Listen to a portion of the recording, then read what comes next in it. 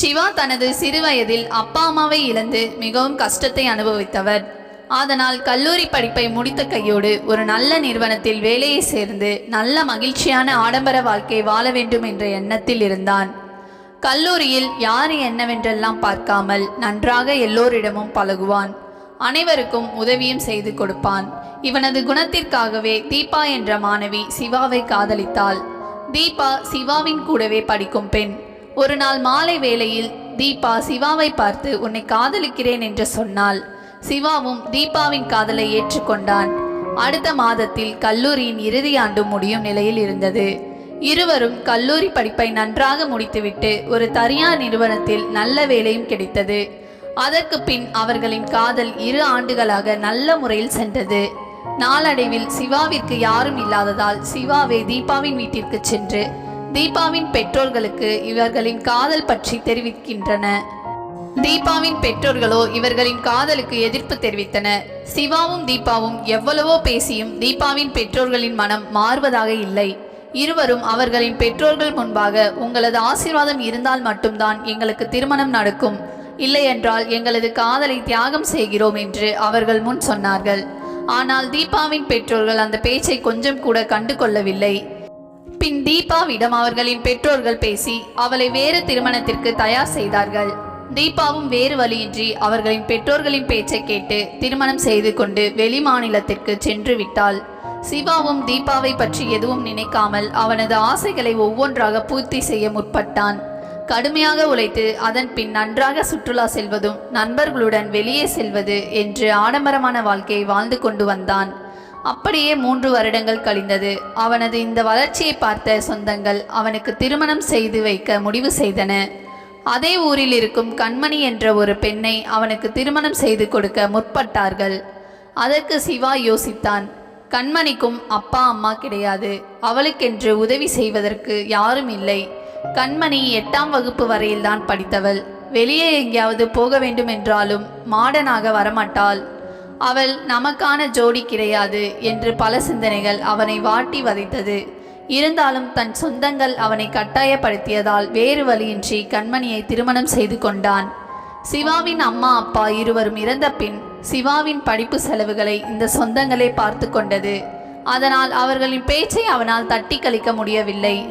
சிவாவுக்கென்று வீடு வாசல் இல்லை என்றாலும் ஆடம்பரமாகவே இருந்தான். அவனது மனைவியான கண்மணியையும் நன்றாக பார்த்து கொண்டான். சிவா தன்னை பற்றி எல்லா விவரங்களையும் தனது மனைவி கண்மணியிடம் சொல்லிவிட்டான். தன்னை நம்பி வந்தவரிடம் எதையுமே மறைக்கக்கூடாது என்ற எண்ணத்தில் அவனது காதல் தோல்வியை என்று எதையும் விட்டு வைக்காமல் எல்லாவற்றையும் மனம் திறந்து சொல்லிவிட்டான். அதே போன்று கண்மணியும் அவளை பற்றி முழு விவரங்களையும் ஒன்று விடாமல் சிவாவிடம் மனம் திறந்து பகிர்ந்து கொண்டாள். அதன் பின் ஒருவரை ஒருவர் புரிந்து கொண்டு இனி நம் வாழ்க்கையில் மட்டும் நீங்கள் கவனத்தை செலுத்துங்கள், உங்கள் அன்பு பாசம் காதல் எல்லாமே எனக்கு மட்டும்தான் சொந்தம் என்றாள் கண்மணி. சிவா இதை கேட்டதும் கண்மணியை கட்டி அணைத்து கொண்டான். சிவா தனது மனைவியிடம் இன்னும் நாம் வசதியாக மாற வேண்டும், வாடகை வீடு என்றெல்லாம் பணத்திற்கு எந்த ஒரு குறையும் வரக்கூடாது, தற்போது நமக்கு குழந்தை பெற்றுக்கொள்ள எண்ணம் இப்பொழுது வேண்டாம், அப்படி உனக்கு குழந்தை பெற்றுக்கொள்ளும் ஆசை இருந்தால் அதை ஒரு 5 வருடங்களுக்கு தள்ளி போட வேண்டும் என்றான் சிவா. நமக்கு சொந்தமான ஒரு வீடு, நாம நல்ல ஒரு நிலைமைக்கு வந்த பிறகு நாம் குழந்தையை பெற்றுக்கொள்ளலாம் என்றான்.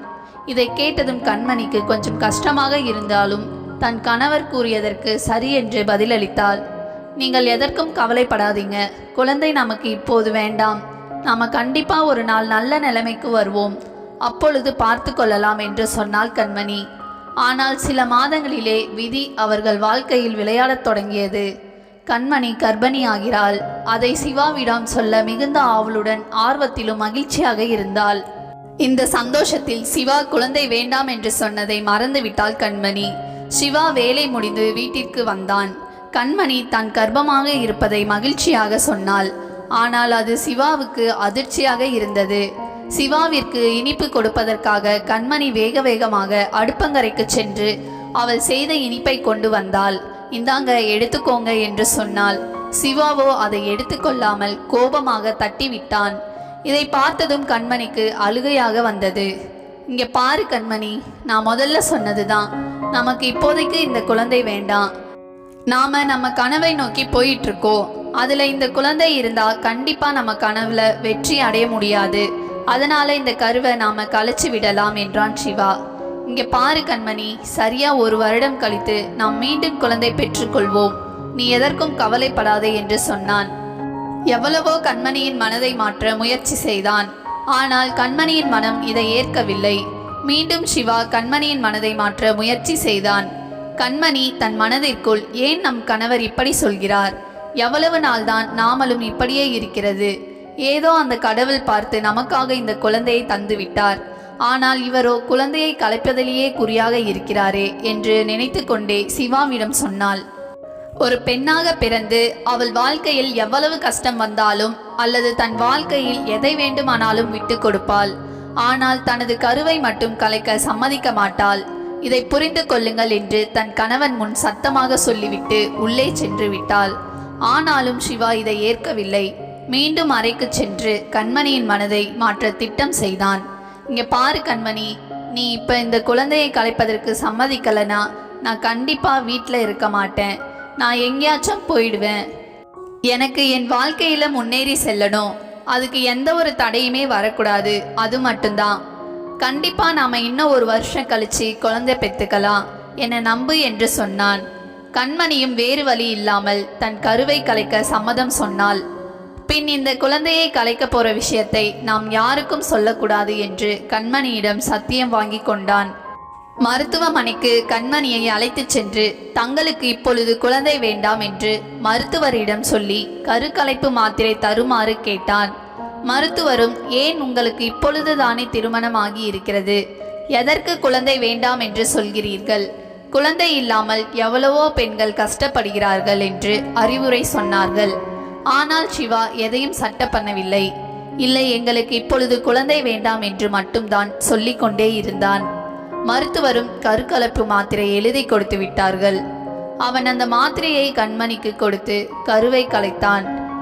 அவன் கலைத்தது கருவை மட்டுமல்ல, அவனது வாழ்க்கையில் நடக்கப் போகும் சந்தோஷத்தையும் தான் என்பதை அப்போது சிவா உணராமல் இருந்தான். தனது வயிற்றில் உயிர் பெற்ற முதல் குழந்தையை கலைத்து விட்டோமே என்ற எண்ணம் அதிகமாகவே கண்மணியை பாதித்து விட்டது. தான் ஒரு பிஞ்சு குழந்தையை கொன்று விட்டோமே, நாம் ஒரு குற்றவாளி என்று தன் மனதில் நினைத்து கொண்டு மனவேதனையில் சிக்கி கிடந்தாள். அவளின் அடக்க முடியாத கோபமும் வெறியும் எல்லாம் அவள் ஆழ்மனதில் தீயாக நின்று கொண்டிருந்தது. அப்படியாக 6 மாதங்கள் சென்று விட்டது. ஒரு நாள் வீட்டு வேலை செய்து கொண்டே கண்மணி நினைத்தாள், என்னத்தான் நான் கர்ப்பமாகாமல் தாம்பத்திய உறவில் ஈடுபட்டாலும் நமக்கே தெரியாமல் மீண்டும் குழந்தை உருவாகிவிட்டால் என்ன செய்வது? அப்படியே உருவாகிவிட்டாலும் நம் கணவரை மீண்டும் கருக்கலைக்க சொல்லிவிடுவாரே என்ற அச்சத்தில் நிலை தடுமாறினாள். இப்படியே 2 வருடங்கள் கடகடவென ஓடியது. சிவாவும் தன் லட்சியத்தை அடைந்தான். சொந்தமாக வீடு, கார் என அவனுக்கு தேவையான ஆடம்பரங்களை தன் வீட்டுக்குள்ளும் தனக்குள்ளும் வைத்து கொண்டான். ஆனால் இப்பொழுது அவர்களுக்கு குழந்தை பாக்கியம் இல்லை. எவ்வளவோ மருத்துவமனைக்கு சென்றிருப்பார்கள், எவ்வளவோ பணம் செலவழித்தும் இருப்பார்கள். ஆனால் அவர்களுக்கு குழந்தை மட்டும் பிறக்கவில்லை.